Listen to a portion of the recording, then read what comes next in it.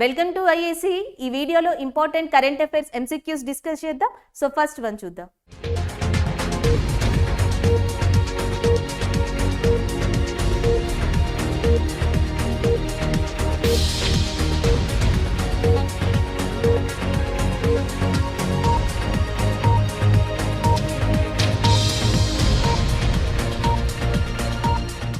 So first question చూద్దాం.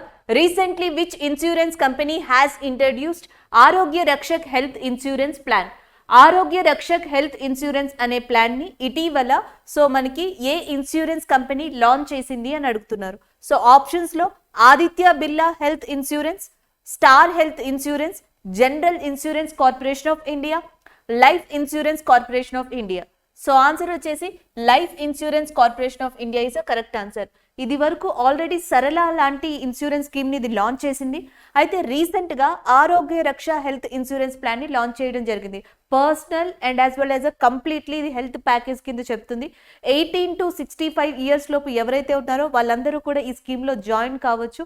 And 80 years వచ్చే వరకు వాళ్ళు కంటిన్యూ అవ్వచ్చు అని కూడా చెప్పడం జరిగింది. That is about that life insurance corporation of India which is recently introduced Arogya Rakshak health insurance plan. Next one చూద్దాం. Who among the following has been selected for the C. Narayana Reddy Sahiti Award 2021? So general గా మనకి C Narayana Reddy గారు చాలా famous poet, actor, politician and రచయిత కూడా. మనకి like ఏమంటారు, the man beyond earth and sky లాంటి బుక్స్ ని రాశారు, విశ్వాంబర లాంటి బుక్స్ రాశారు, చాలా కాంట్రిబ్యూట్ చేశారు సాహిత్య రంగానికి. అలాంటి పర్సన్ పేరు మీద సి నారాయణ రెడ్డి సాహితీ అవార్డ్ అనే దాన్ని ఒకదాన్ని నెలకొల్పారు. అయితే 2021కి గాను ఆ అవార్డ్ ఎవరికి వచ్చింది అని అడుగుతున్నారు. ఆప్షన్స్ లో గోరేటి వెంకన్న అండ్ నెక్స్ట్ వచ్చేసేటప్పటికి Naveen and Malik and next Jukanti Jagannatham గారు. సో ఆన్సర్ వచ్చేసి జూకంటి జగన్నాథం గారు correct answer. Option B is the correct one. వాస్తవానికి నలుగురు ఫేమస్ అని చెప్పొచ్చు. అయితే జూకంటి జగన్నాథం గారికి ఈ సంవత్సరం సి నారాయణ రెడ్డి సాహితీ అవార్డ్ అనేది లభించడం జరిగింది. సో ఈయన ఆల్మోస్ట్ చాలా కవితలు రాశారు, చాలా బుక్స్, పోయెట్ రిలేటెడ్ బుక్స్ ని కూడా రాయడం జరిగింది. ఆయన చేసిన కాంట్రిబ్యూషన్ కి గాను ఈ అవార్డు దక్కింది. The international Olympic committee announced that which country will host the 2032 Olympic Games? 2032 summer Olympic games అనేవి ఎక్కడ జరుగుతాయి అని రీసెంట్ గా ఇంటర్నేషనల్ ఒలింపిక్ కమిటీ చెప్పింది అని అడుగుతున్నారు. Russia, India, New Zealand, Australia. So answer వచ్చేసి Australia is a correct answer. ఆస్ట్రేలియాలోని బ్రిస్బేన్ ప్రదేశం ఏదైతే ఉందో సో ఆ బ్రిస్బేన్ ప్రదేశంలో 2032లో సమ్మర్ ఒలింపిక్స్ అనేవి జరుగుతాయని ఇటీవల ఇది చెప్పడం జరిగింది.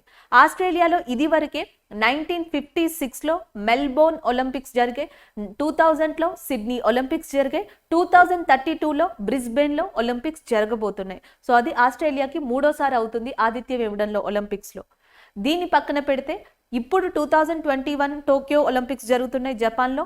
నెక్స్ట్ 2024 ఒలింపిక్స్ ప్యారిస్లో జరుగుతాయి, 2028 ఒలింపిక్స్ లాస్ ఏంజల్స్లో జరుగుతాయి, 2032 ఇటీవల చెప్పింది బ్రిస్బేన్ ఇన్ ఆస్ట్రేలియాలో జరుగుతాయని ఇంటర్నేషనల్ ఒలింపిక్ కమిటీ.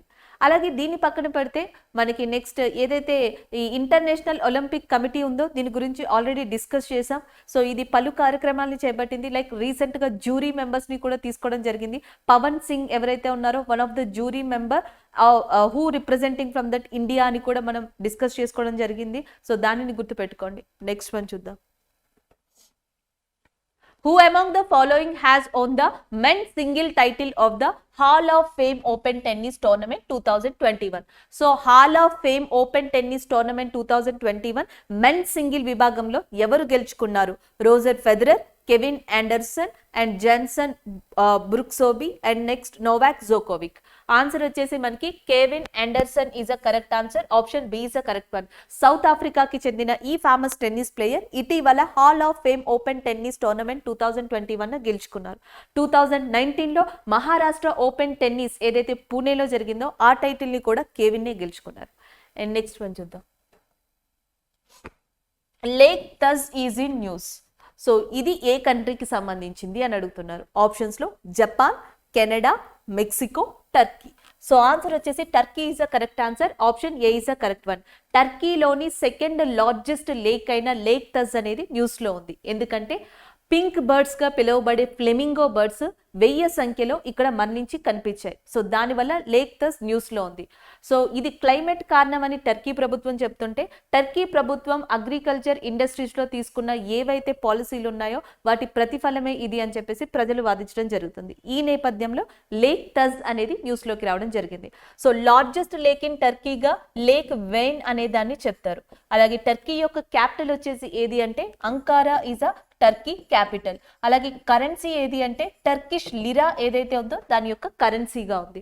అయితే దాని యొక్క సెకండ్ లార్జెస్ట్ లేక్ తస్ న్యూస్లో ఉండడానికి కారణం మాత్రం ఫ్లెమింగో బర్డ్స్ గా చెప్తున్నారు.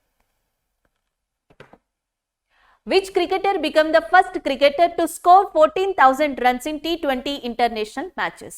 సో ఇక్కడ ఏమని అడుగుతున్నారు అంటే ఏ క్రికెటర్ ఈ కింది వాణిలో the first cricketer to score 14,000 runs in T20 international అని చెప్పేసి అడుగుతున్నారు. ఆప్షన్స్ లో Rohit Sharma is there, Chris Gayle is there, and next AB de Villiers is there, and David Malan is there. So answer వచ్చేసి Chris Gayle is a correct answer. Option C is a correct one.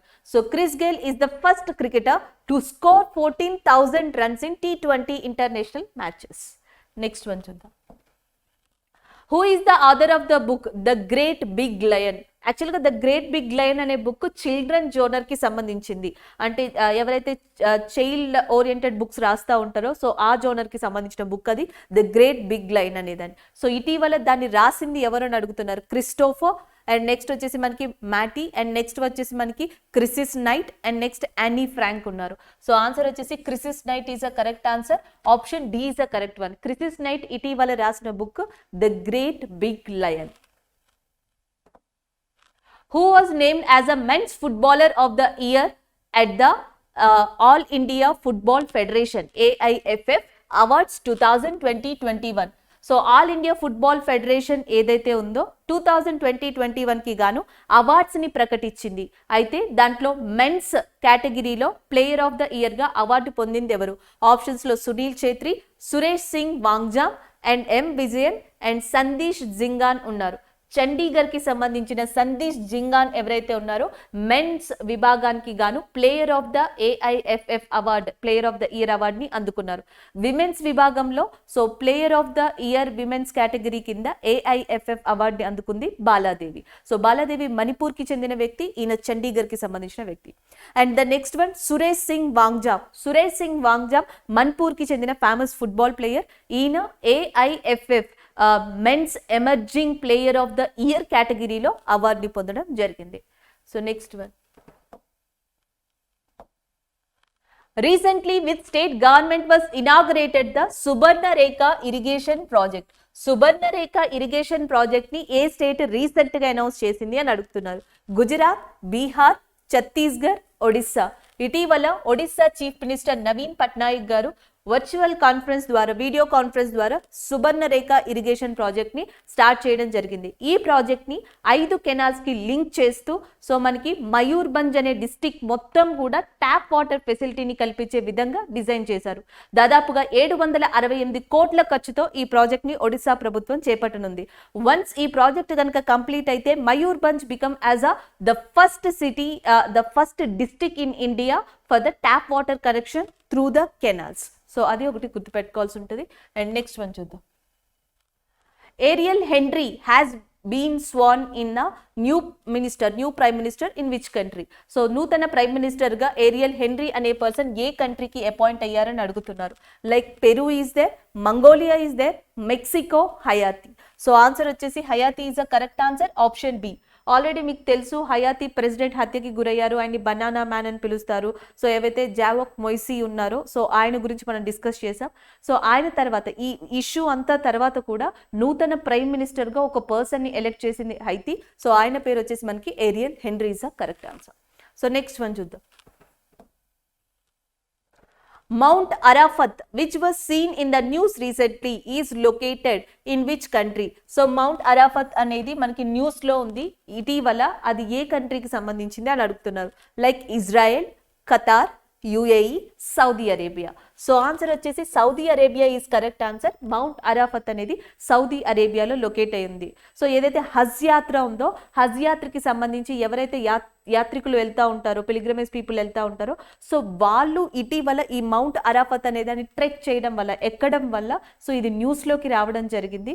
So అది Saudi Arabia is a correct answer. Which state becomes the India's first state to provide 1% of reservation for transgender community in all government? So all government jobs. ఏ రాష్ట్ర ప్రభుత్వం ఇటీవల 1% of reservation ని all government jobs లో transgender కమ్యూనిటీకి ఇచ్చింది అని అడుగుతున్నారు. Options లో మహారాష్ట్ర, కేరళ, తెలంగాణ, కర్ణాటక. సో ఆన్సర్ వచ్చేసి Karnataka is a correct answer. Karnataka civil service rule 1977 ని అమెండ్ చేసి ఒక ఉత్తర్వుని పాస్ చేసింది.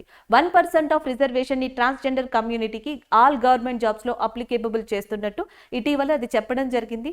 దీనికి సంబంధించిన రిపోర్ట్ ని హైకోర్టుకి కూడా సబ్మిట్ చేసింది. లైక్ ఆల్రెడీ నేను డిస్క్రిప్టివ్ లో చెప్పినట్టుగానే మనకి ట్రాన్స్జెండర్ కమ్యూనిటీలో చాలా మంది ఇప్పటికే ప్రతిభని చాటారు గవర్నమెంట్ జాబ్స్ లో. The first civil servant Aishwarya Pradhan from Odisha కావచ్చు, Jyoti Mondal the first lawyer for the civil courts in West Bengal కావచ్చు, అండ్ ద నెక్స్ట్ వన్ తమిళనాడుకు చెందిన ఫస్ట్ ట్రాన్స్జెండర్ పోలీస్ కావచ్చు, లేదా ఎవరైతే మనకి డివిఎస్ ప్రియా ఎవరైతే కేరళ త్రిశూర్కి చెందిన ఫస్ట్ డాక్టర్ కావచ్చు, వీళ్ళందరూ ట్రాన్స్జెండర్ కమ్యూనిటీలో డెవలప్మెంట్ తేవడానికి లేదా హడ్డిల్స్ ని దాటుకొని ఒక స్టెప్ ముందుకు వచ్చిన పర్సన్స్ గా చెప్పొచ్చు. ఇలాంటి వాళ్ళందరినీ కూడా ఇంకా డెవలప్ చేయాలి, వీళ్ళు ఓవర్కమ్ చేయాలి ప్రాబ్లమ్స్ ని అంటే సో ఇలాంటి 1% ఆఫ్ రిజర్వేషన్ అనేది కంపల్సరీ, లేదా ఇలాంటి ప్లాట్ఫామ్ అనేది కంపల్సరీగా చెప్పొచ్చు. సో అలాంటి దాన్ని ఇటీవల కర్ణాటక ప్రభుత్వం తీసుకొచ్చింది. కర్ణాటక చీఫ్ మినిస్టర్ గా ఉన్నది యడ్యూరప్పన్, అండ్ కర్ణాటకకి నూతన గవర్నర్ గా తవార్ చంద్ గెహ్లాట్ అపాయింట్ అయ్యారు ఇటీవల. అలాగే భారతదేశంలో మొట్టమొదటి ట్రాన్స్జెండర్ పార్క్ లేదా జెండర్ పార్క్ ని ఏ ప్రభుత్వం తీసుకురాబోతుంది అంటే కేరళ. దాదాపుగా 300 కోట్లని వెచ్చించి ఎప్పుడో స్టార్ట్ చేసింది ఈ ప్రాజెక్ట్. సో ఇటీవల ప్రాజెక్ట్ కంప్లీట్ అయింది, ఇంకా ఇనాగ్రేట్ చేయాల్సి ఉంది. The first transgender or the gender park in India will be going to soon launch in Kerala. Recently, which state government has launched state-wide forest festival campaign? So మనకి ఏ state wide forest festival campaign ని launch చేసింది అని అడుగుతున్నారు. తెలంగాణ, మధ్యప్రదేశ్, ఉత్తరాఖండ్, హిమాచల్ ప్రదేశ్. ఉత్తరాఖండ్ వచ్చేటప్పటికి projects చేపట్టింది. Ramayana forest, లేకపోతే crypto gaming garden, లేకపోతే నెక్స్ట్ భారత్ వాటికా లాంటివి ఉత్తరాఖండ్ చేపట్టింది. కానీ ఫస్ట్ టైం ఏమంటారు state wide forest festival campaign అనేది స్టార్ట్ చేసింది ఎవరు అంటే Himachal Pradesh is a correct answer. And ఆ రాష్ట్ర చీఫ్ మినిస్టర్ వచ్చేసి జైరామ్ ఠాకూర్ గారు. అండ్ భారతదేశంలోనే అతిపెద్ద హ్యూమన్ మేడ్ ఫారెస్ట్ అనేది ఎక్కడ లాంచ్ కాబోతుంది అంటే ఛత్తీస్గఢ్లో.